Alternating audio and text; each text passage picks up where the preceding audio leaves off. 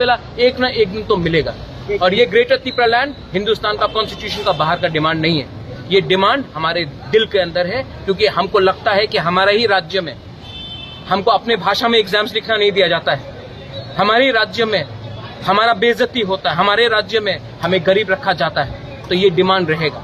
और जो जनजाति मोर्चा का लीडर है उनको बोलिए कि हम ये जो फाइट डिमांड, ये जो हमारा डिमांड है वो सिर्फ एक पार्टी का डिमांड नहीं है, पूरा कम्युनिटी का डिमांड है।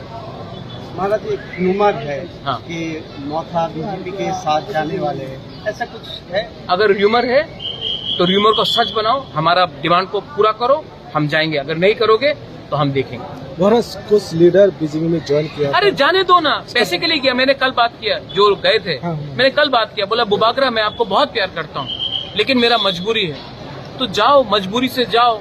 कल जब आपका बेटा नौकरी करेगा और गाली खाएगा और थप्पड़ खाएगा, तब वही लीडर इलेक्शन के पहले वापस आएगा और बोलेगा बुबागरा गलती हो गया। जिनको टिकट नहीं मिला वो गए, जिनको पैसा चाहिए वो जा रहे, जाने दो, कोई फर्क नहीं पड़ता।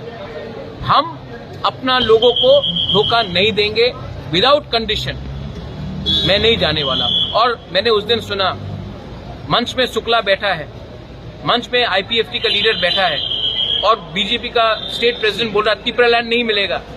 हमको तो शर्म लगता है। यही बात एनसी देव वर्मा के सामने किसी का हिम्मत नहीं होता बोलने का, मेवाड़ के सामने किसी का हिम्मत नहीं होता। आज ये लोग हिम्मत से बोल रहे हैं। आईपीएफटी को भी समझना चाहिए, अपना कोर आइडियोलॉजी से कभी ना हटो। बीजेपी ने मंदिर का आइडियोलॉजी से कभी नहीं हटा, कश्मीर का आइडियोलॉजी नहीं हटा, इसके लिए आज पावर में। जिस दिन आप अपना कोर आइडियोलॉजी से हट जाओगे उस दिन आपका काउंटडाउन खत्म होने के लिए शुरू हो जाएगा। हम भाई